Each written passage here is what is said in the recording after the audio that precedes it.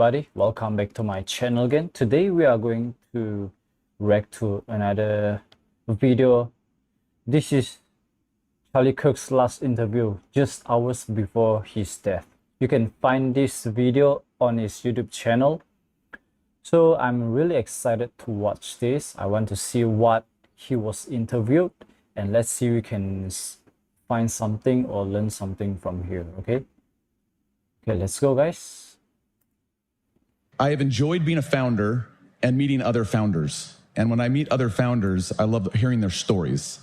And I think that in every founder story, there's something that you can glean to say, am I doing things as good as I could be? And so one of the things that I found as I met Charlie, and this is the first time we've met actually in person, was that you're an entrepreneur, that you have this entrepreneurial journey that I don't think a lot of people would realize, that I didn't even realize. And because I've been an entrepreneur for 28 years, Charlie, a little bit longer than maybe you. Yeah. What? 28 years, Charlie, a little bit longer than maybe you. Yeah.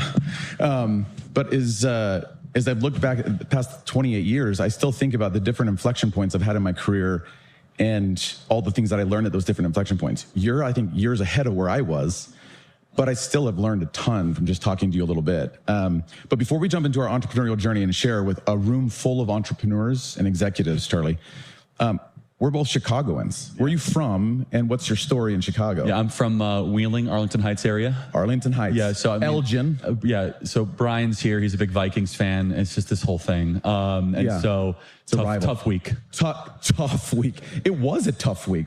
I think it was the last minute, thanks right? For reminding me. Yeah. No. Hey, listen, I'm a Bears fan in the back as well, but.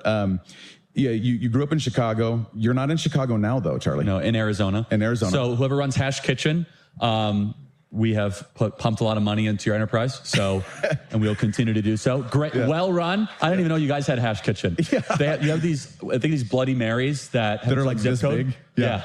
It's like you walk in, it's like half the size. Yeah, of you don't even eat breakfast after that. Yeah. Right.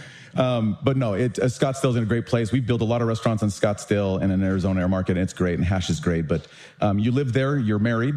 Yep, 2 kids. Married and 2 kids. So you're doing the father figure thing, and it's hard, right? It's a lot, especially as an entrepreneur, right? Yes. There's practices that we have to sustain to keep it all together, such as honoring the Sabbath, which is really big in our family, just resting for one day. Yeah. Because as you know, working just for 7 days straight, you'll burn yourself and your organization out if you do that. Yeah, it's interesting because we're in an industry where you go 7 days a week. Predominantly, right? And there are some very big brands that have done it where they've taken off Sunday. We have some brands. Chick-fil-A, right? Chick-fil-A, yeah. And we have some brands ourselves that are off on some Sundays. I actually think that we all should do what Italy does, and that is take the whole month of August off. Should we do that? Who wants to do that? Because I want to do that. Makes up for the whole year. Yeah, it makes up for the whole year. I think we should do that. Me. But did you ever see yourself here, though? Like, go back to when you were in Arlington Heights, and you're like, I'm going to be an entrepreneur. I'm going to build a thriving business, which I don't think a lot of people understand. You have a lot of different business events that you're doing. And it's not just events, it's actually business investments and initiatives as well. And that's what was surprising to me, is like, you're a true full-blown entrepreneur. Did you ever see yourself here? Well, not exactly. It's been kind of a interesting journey. But no, look.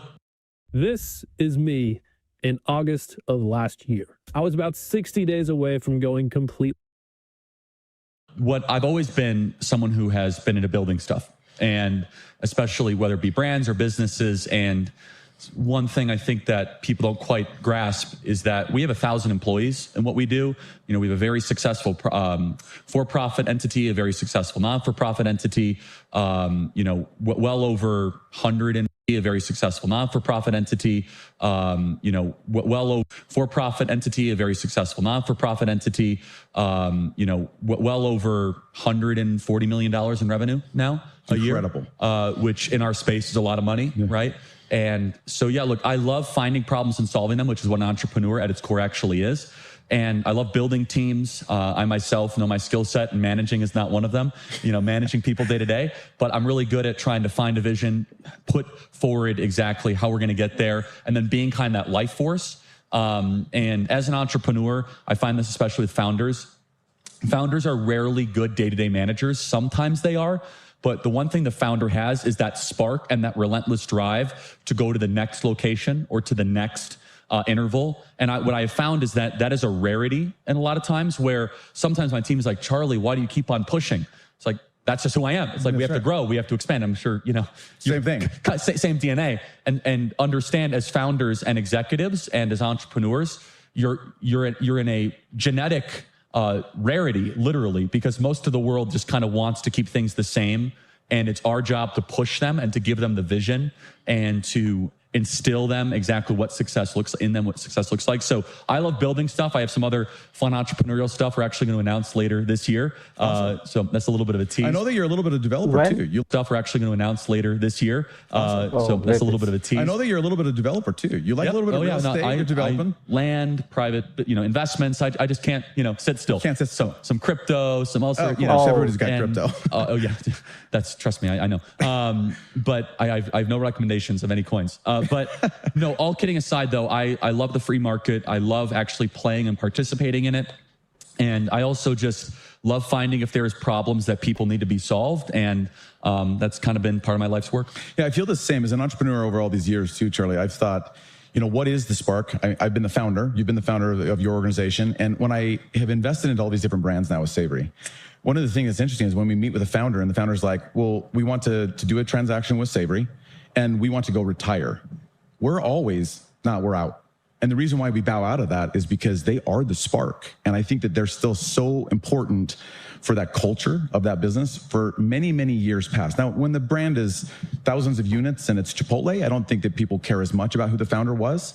But when you're in the realm that all of us are in, which is call it 2 to 20 or a little bit beyond, I feel like it really is important. That spark is interesting. Yeah, no, it's incredibly important. And also you as the founder and everyone in this room that has started something or is running something, you have an obligation to be the hardest working person in that entity and to set the tone and set the pace. Nothing collapses an organization quicker than when either the founder during growth mode, now during sustained mode is different, but during growth mode, the founder is noticeably working less and putting less time in than the team. Yeah. That is a recipe for catastrophe. And that happens when you get a lot of outside money sometimes into a business where the founder hasn't really had to earn it and has had a ton of outside investors or private equity money.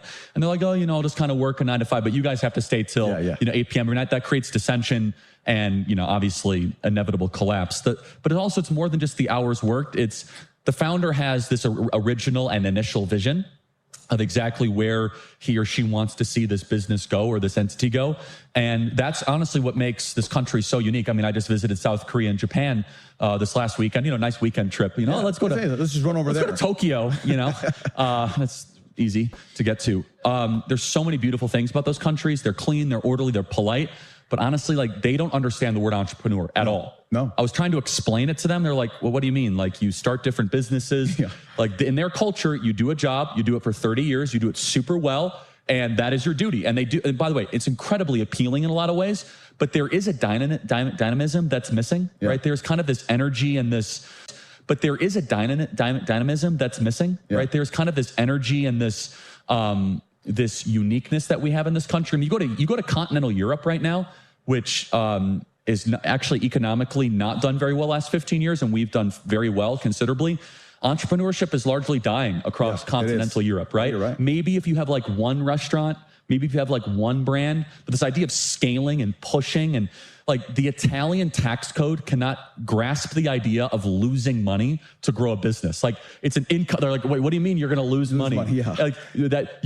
Businesses only exist to make money. Yeah. Well, no, you're going to lose it to boost the valuation and to grow it. And the point being is that we as entrepreneurs, everyone in this room, I think it's one of the things that makes this country so exceptional and important. I agree. Because it creates new wealth. It's new risk in the marketplace. And it delivers for the consumer and the customer and the citizen new ideas, better products. And it's that constant competition is always refining us towards a better version of success. Yeah, I agree with that. I was going to say, I will speak for everybody in the room.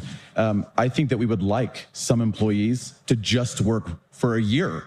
Would we like just 1 year straight with every employee that works? No, that'd be great. You want the Japanese bus driver. Well, I think that we would like some employees to products, and it's that constant competition is always refining us towards a better version of success. Yeah, I agree with that. I was going to say, I will speak for everybody in the room.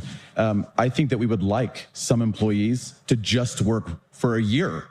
Would we like just 1 year straight with like every employee that works? No, That'd be great. You want the Japanese bus driver. Well, who's been there since he was 23, wears a full suit and tie with white gloves, and he's like 81, and he's been doing it. He's like, yes, thank you so much. That would be so great at one of your brands, would be great, right? Not the 3-month turnover. Like, I want to go find myself in a trailer in Alaska. That's right. That's right. I've never heard that one, Charlie. I think. That's right. Like, yes, thank you so much. That would be so great at one of your brands, would be great, right? Not the 3-month turnover. Like, I want to go find myself in a trailer in Alaska. That's right. That's right. I want to go find myself in a trailer in Alaska. That's right. That's right. I've never heard that one, Charlie. I think as an entrepreneur, and I could answer this too, but I really want to get your take on this. But what is the biggest sacrifice that you had underestimated being an entrepreneur? I know mine. This is so cliche, so I apologize, guys. Like every one of these. Okay. But honestly, repetition is the soul of memory. But if you want to be a good entrepreneur, I learned this like 5 or 6 years ago. You have to be so clear on how you spend your time, and your time really is your most valuable resource. And I mean, I manage my day down to the 5 or 6 minute interval, right? It's okay, I'll be able to do that call, and this is how long it takes to go into the car. And that, especially when you are in growth mode, which you and I are constantly in growth mode, we know nothing but growth. And that's the other thing as an entrepreneur that I had to learn the hard way. Know your nature. Know what you're really good at. So I always ask my team, I say, does this meeting require patience? And the answer is yes. I'm like, I'm probably not a good person for that meeting, actually. Like, I will delegate that, right? Like, unless it's absolutely necessary. If it's like a long, drawn out like HR meeting, like I could delegate that. But if that meeting requires like quick, decisive action, vision casting, problem solving, bring me in. So you have to know your nature, and every entrepreneur is different. By the way, some people in this room might be entrepreneurs that are gifted with patience. I'm not one of those. Right, exactly. I'm kind of like, okay, what's next? Like, you get to the point. And so I know my demerits and I know my faults, and knowing your nature is incredibly important. And that goes with time as well, which is I find that if I'm enjoying something, I will spend like endless amounts of time and my day will be completely derailed. So I have to try to put on very strict limits. And then as an entrepreneur, you have to obviously have very strong spiritual health, whatever that is in your life, very strong, obviously, mental health, connection and relational health, and then physical health. I think I see far too many entrepreneurs. I could list 5 in my life that I know that just completely forsake the physical health when they're in growth mode, right?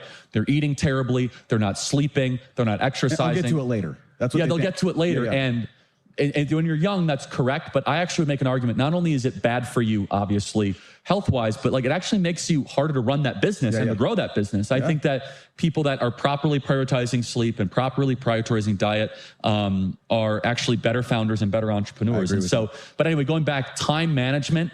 I find what separates the good from the great entrepreneur is someone that is able to meticulously be able to manage their time. You know, I was able to spend a lot of time with Elon Musk, a year ago, and regardless of your opinions of him, he's a phenomenal entrepreneur, right? Unbelievable founder, like undoubtedly, inarguably, right? And he's so clear on his time management that he actually handles it himself. I couldn't do that, but like he can't even handle the bureaucracy of having like an executive assistant. At times, he's like, nope, I know exactly how much time I must spend on a certain thing, and I will be kind of the guardian of that. And you think about it, like time is the equally distributed resource that we have to always be guardians of. I got to be honest, I don't know how he does that, because I could not live without Mackenzie, I couldn't either. So. No, my mind goes in 50 different directions. Like, it's just go here, go there, do this. It's just, I couldn't possibly do that. So being an entrepreneur, what is the biggest reward so far for you? Just what have you enjoyed the most? Look, we've been incredibly successful financially, and I'm super blessed by that. Our podcast is doing really well. Our radio show, our social media. It's not the money. Honestly, it's the journey. I know that sounds like so cliche, like put that on a bumper sticker, but it's the memories that we've created, kind of the, can you believe how far we've come? I did a lot of thinking about this last year. Like, what is it that really drives me? I love solving complex problems and doing the things that people say they can't actually be solved. I'm sure you're very similar in that way, which is like, okay, people say that you can't have this kind of a restaurant or you can't have this kind of thing. Like, well, maybe you can. Is there a better? And that is what an entrepreneur at its core is, a problem solver against the tide. That's what it is. Yeah, it is. Because again, if it is a problem solver against the tide, that's what it is. Yeah, it is. Because again, if it was simple, there would be no reason for entrepreneurs. Entrepreneurs are people that quit companies while they might be ascending, or they're putting out a second mortgage on their home, or they're diving into savings or liquidating their 401k. And I think there's really something admirable about that kind of ambition. Yeah. It makes the world a better place. And so the greatest reward, I'd have to say, is just seeing the journey and seeing obviously some of the lives impacted along the way. Yeah, I agree with that. And I will say this, I've been fortunate enough to, Charlie, as an entrepreneur, to go through some cycles where I've built a business, sold it, built a business, sold it. And people have always asked me before, like, what's been the best part? And I've said, honestly, it is the journey. So I had the bumper sticker way before you, just so you know. And in my mind, I thought, I was always excited. Growing up in Chicago, I always had like this poster in my room, and it was a picture of a Ferrari. And I just remember, I'm like, man, one of these days, Charlie, I'm going to make enough to buy a Ferrari. And I remember when I bought my first Ferrari, having an exit. And I think a lot of people here that do know me a little bit know that I'm a car guy. And I remember getting in, I'm like, this is so cool, right? First day, I've made it. And the second day, it was like, that's pretty cool. And then like 2 weeks later, I'm like, totally cool. A month later, Charlie, I was like, it's a car. And it was so wild to me how anticlimactic and fast that was. And so when you say journey, I have a good friend, and I think many of you have met her today, but she just went through a business sale as well. And she's like, man, I'm reminiscing the last 25 years of building my business. And I feel like I appreciate more the journey of having gotten here than actually have gotten here to where I sold. Right? And you need to enjoy every day then. Therefore, every day. Because the reward is actually the process. It's the process of solving problems. And there's a reason why you're on your third fund, Andrew, because after your second or first second one, like, okay, fine, you could go retire. Like, okay, that's not what life's about. No. After your second or first second one, like, and there's a reason why you're on your third fund, Andrew, because after your second or first second one, like, okay, fine, you could go retire. Like, okay, that's not what life's about. It's about value creation. It's about pouring into people. It's about making people's lives better. And I think that's always lost because the outside world that is anti-entrepreneur, or at least value neutral and entrepreneur, lost because the outside world that is anti-entrepreneur, or at least value neutral and entrepreneur, they're like, oh, it's all about the money. I mean, look, yeah, that's a way to kind of token. It's part of it. It's a way to tokenize and measure your success, obviously. No one here should be against it, but we would all say that it's about the team too. I mean, I look at my team, I'm like, I'll go to war with these guys. I'm sure you feel the same, right? Sure. Like, put me up against any other competitor and we will crush you because we've been through so much together. That's right. You galvanize as a team. Yes, exactly. And the memories that are created and the connectivity, right? That's what life is really about. At its core, it's about relationships. It is. And that's what, as an entrepreneur, it's like, you don't want to be a lonely entrepreneur. I learned that. No. You don't want to be. You want people around you. In fact, if you are a lonely entrepreneur, it's like probably won't work very well, honestly, unless you're an incredible whiz kid engineer that has a gizmo better than anybody else. But you guys largely in the restaurant space are in the relationship business. That is. We are in that business. It's tight margins. It's knowing customers' names. It's knowing your employees. Hey, you have a tough day, bad day, you're going through divorce, and someone just break up with you. Like, that's what it's all about, right? And it's not just about, maximizing the bottom line, which of course is part of it. But I bet everyone in this room would agree that what is the most precious thing you have? It's the team. It's the human beings that actually make it happen. 100%. So moving forward, in the bottom line, which of course is part of it, but I bet everyone in this room would agree that what is the most precious thing you have? It's the team. It's the human beings that actually make it happen. 100%. So moving forward to building a lasting brand. I managed to do closing 35 within 1 hour.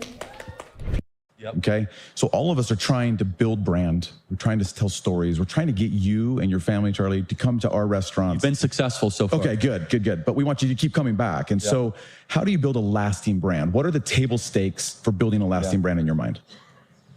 So I'm trying to think of how to apply it towards restaurants. So I'll just probably broaden it. And you guys, I mean, look, first of all, don't overcomplicate it.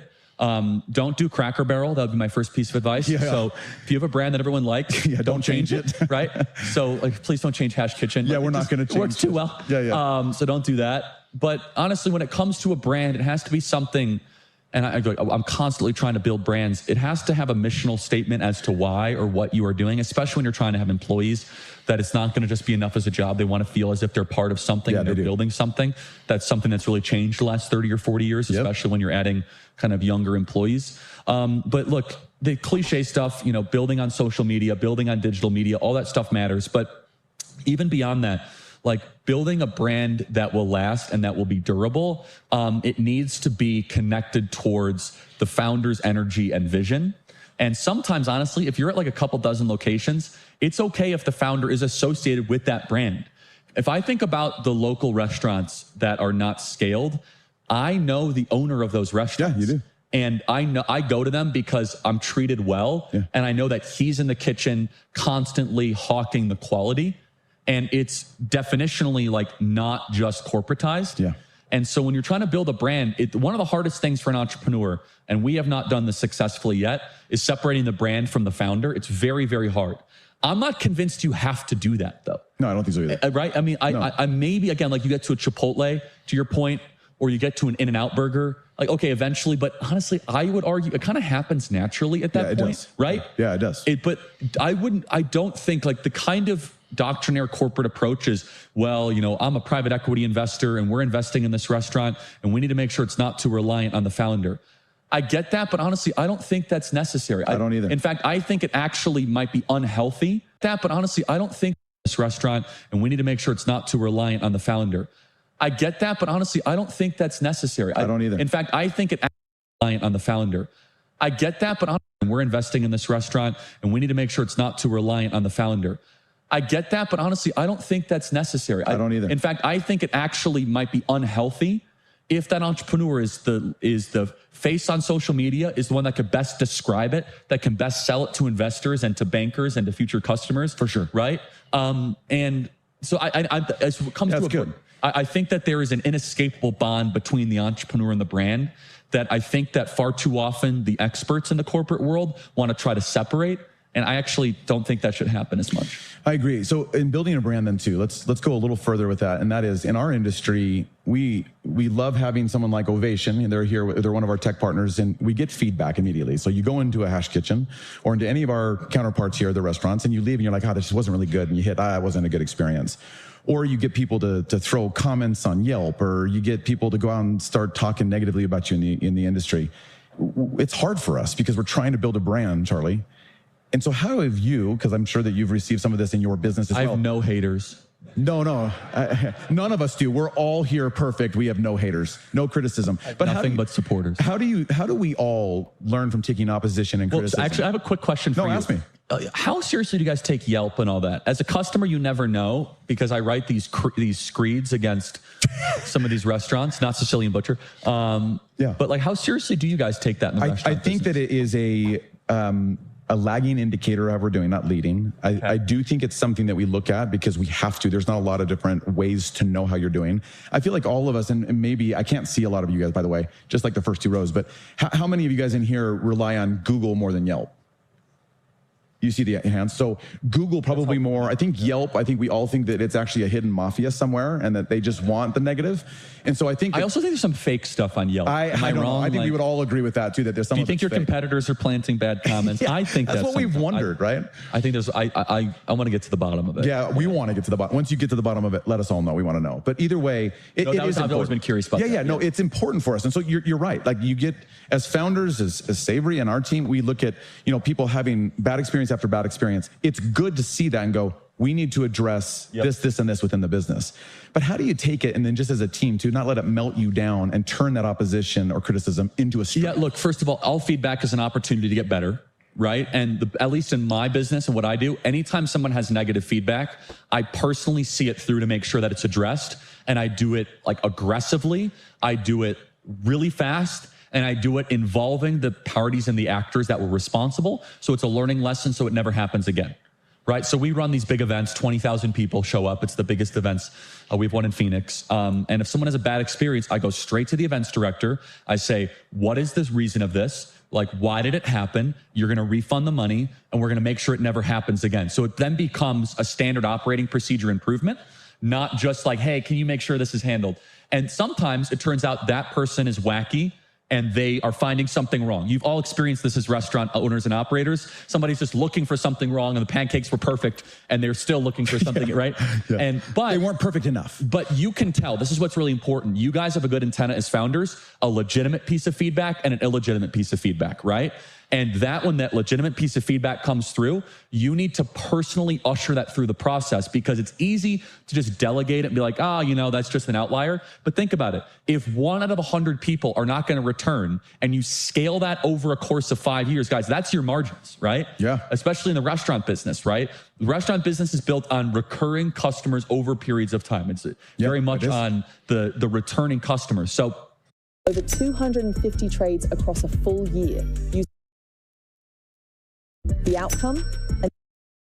For us, it's not dissimilar, right? We run these events. If 20,000 became 17,000, that's a big deal. That's a big deal, right? That's kind of eats away at the margins and the core of what we do. So as far as like sustaining the brand though, you want to try to be ahead of it, right? And this is where I think founders and entrepreneurs should never be disconnected from the lived experience of what you are trying to actually present forward. And so that means you guys should continually make sure you are eating the food that you are serving to make sure that it's still good. It's the greatest way to do it. I'm sure you teach your entrepreneurs and your managers all the time. And I eat at all of my restaurants to make sure.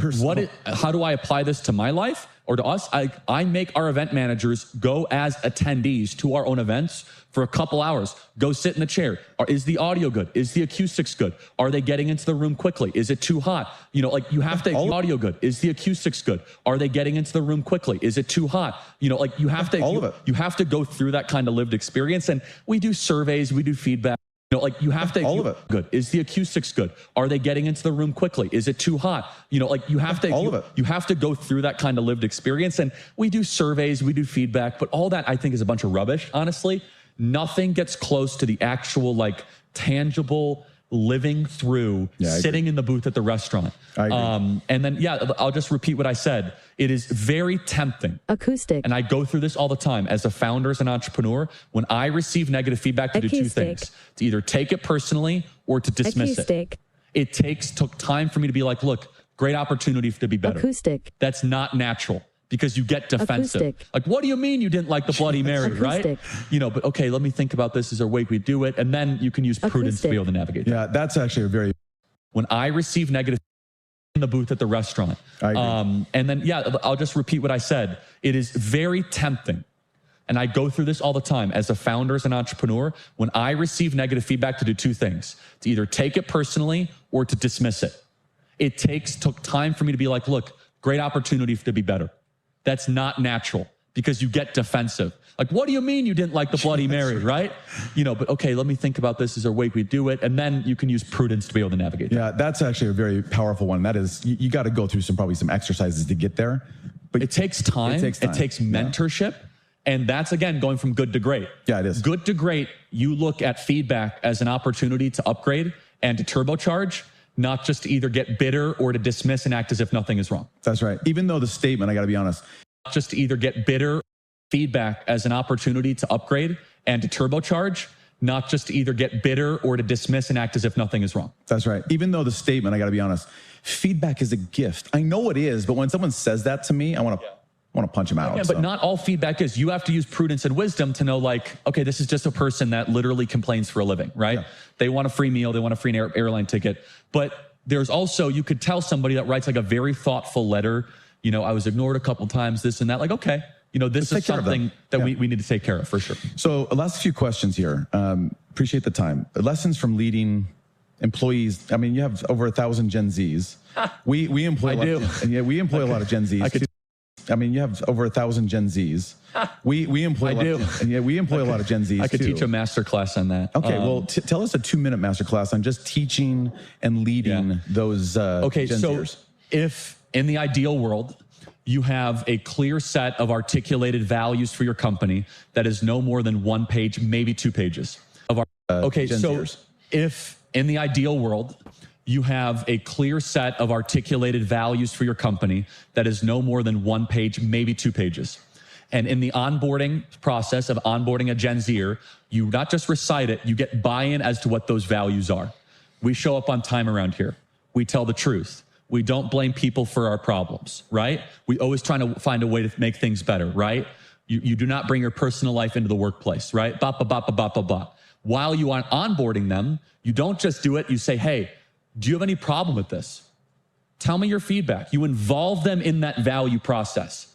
You get them to co-sign it, not just in some procedural way, but to have them have real buy-in. Why does that matter? You have now established a standard of conduct that when they break it, like, hey guys, remember in that onboarding 3 months ago, you said you're not going to bring your personal life into business? Well, you just did that. So let's talk about why you did that. You need to live up to the standard.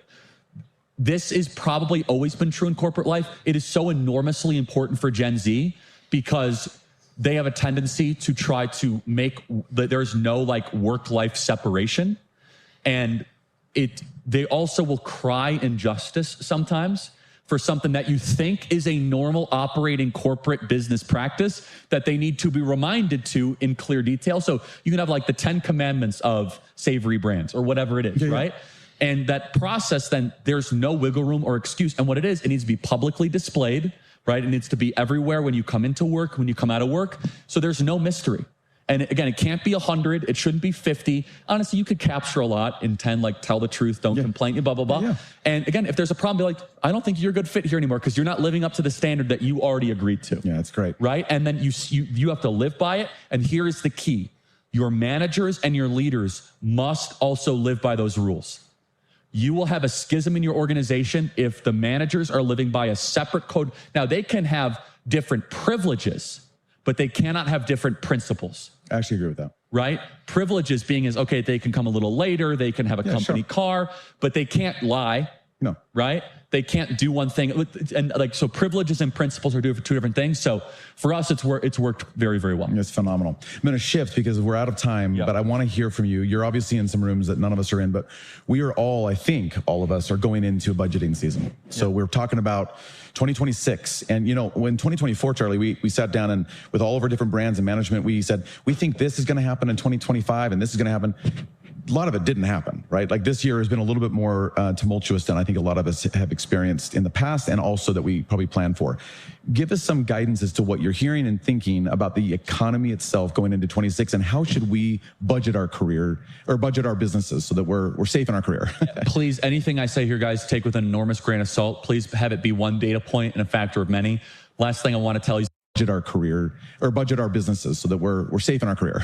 Please, anything I say here, guys, take with an enormous grain of salt. Please have it be one data point and a factor of many.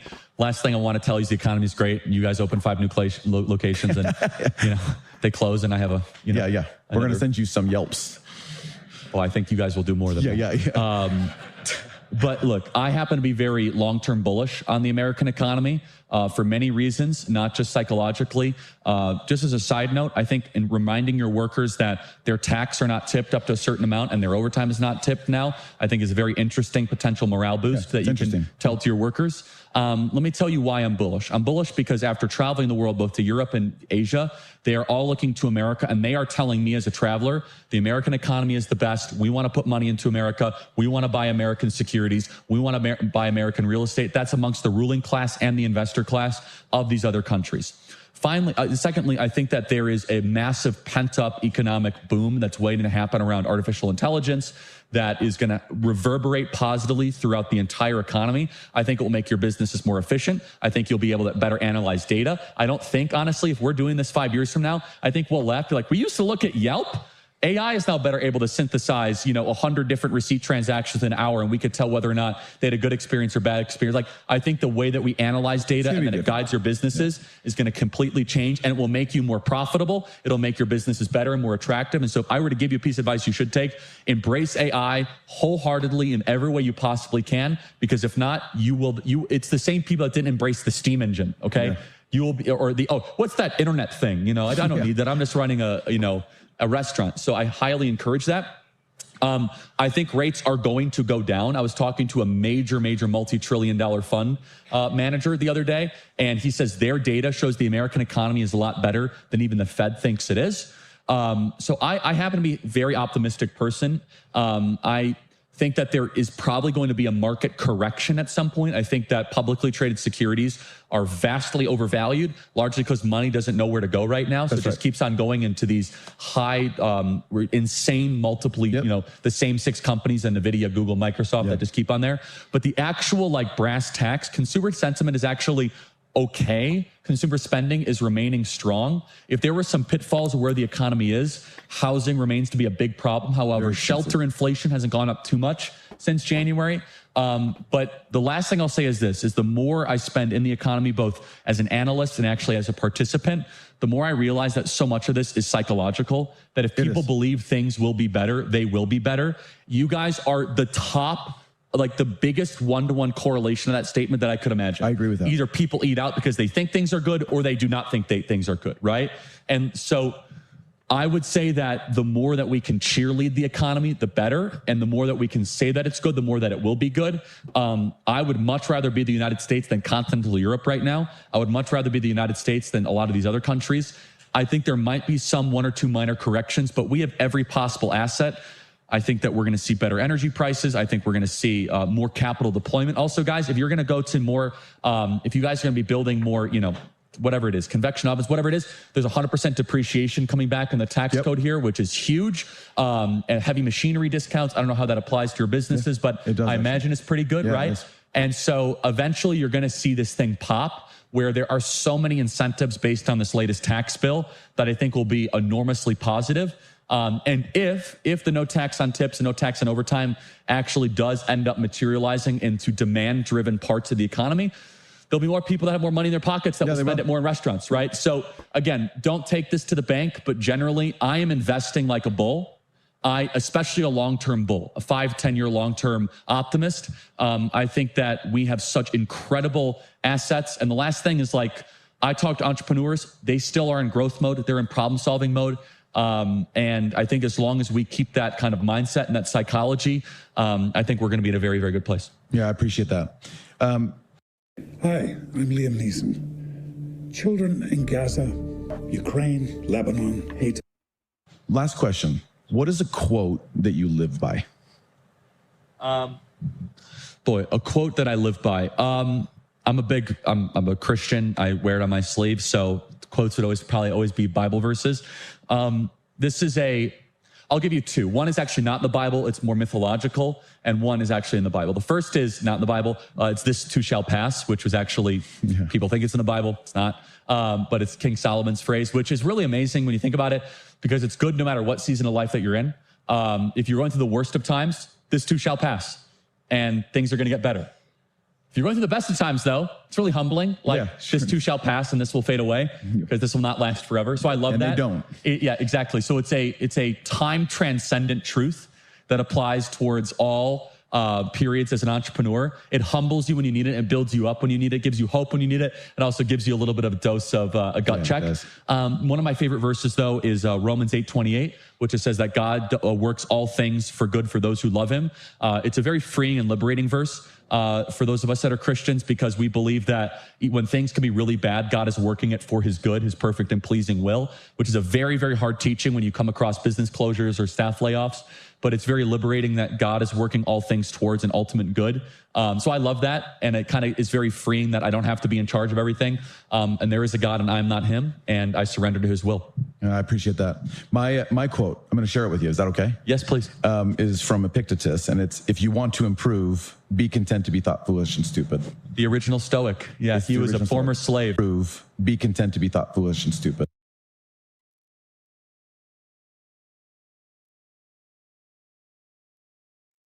Is from Epictetus, and it's, "If you want to improve, be content to be thought foolish and stupid." The original Stoic. Yeah, he was a former slave that became a Stoic. Yeah. And I love it just because as entrepreneurs and all of us here building businesses, we are pretty foolish. It's very, very hard, but you have to be content in the fact that we've signed up for this, that we are showing up every day to battle through it. And so all I'd like to leave everybody here with is stay the course. Be smart, stay positive. I like that you have a positive outlook on the economy. I do too. We're investing like crazy right now into the market. You have to be businesses. That became a Stoic, yeah. To be thought foolish. Yes, please. Is from Epictetus, and it's, "If you want to improve, be content to be thought foolish and stupid." The original Stoic. Yeah, he was a former... To improve, be content to be thought foolish and stupid. The original Stoic. Yeah, he was a former slave that became a Stoic, yeah. And I love it just because as entrepreneurs and all of us here building businesses, we are pretty foolish. It's very, very hard. here. He was a former slave that became a Stoic, yeah. And I love it just because as entrepreneurs and all of us here building businesses, we are pretty foolish.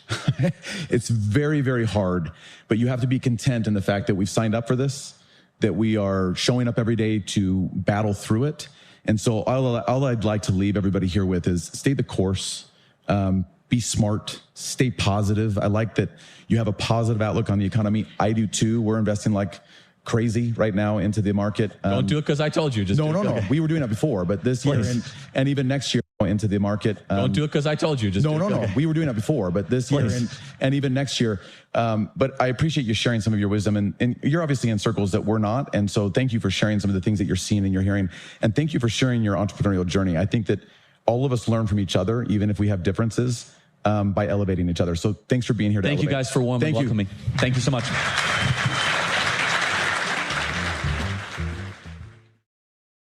Okay, guys.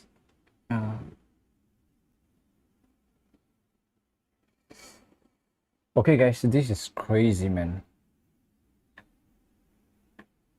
Like the last hours before his death, actually, he was in the interview about entrepreneur. It's crazy, man. Like I cannot even believe it. Anyway, I hope you guys like my video. If you want me to react to another video, make sure to leave a comment down below, and I would like to react to the video that you are requesting.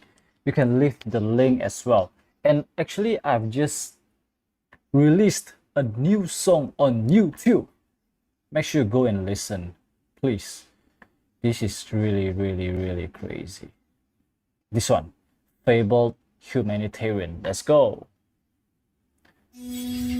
I'm going to show you the verse 1 until the first drop, okay? Okay, this is crazy, man.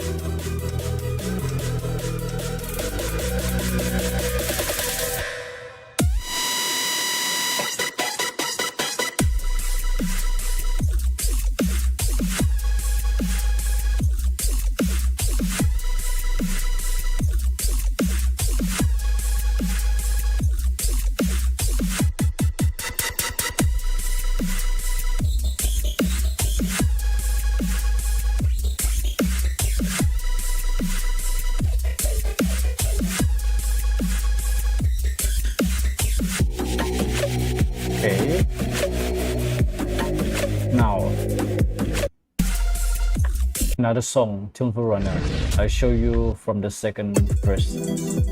Oh, this is really, really, really crazy.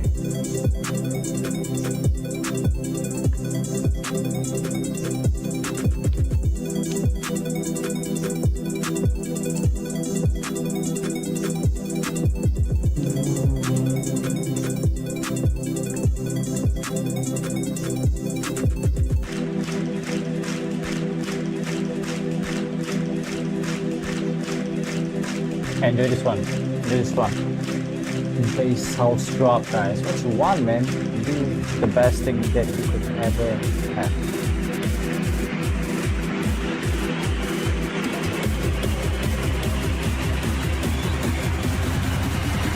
Now, you gotta know one thing.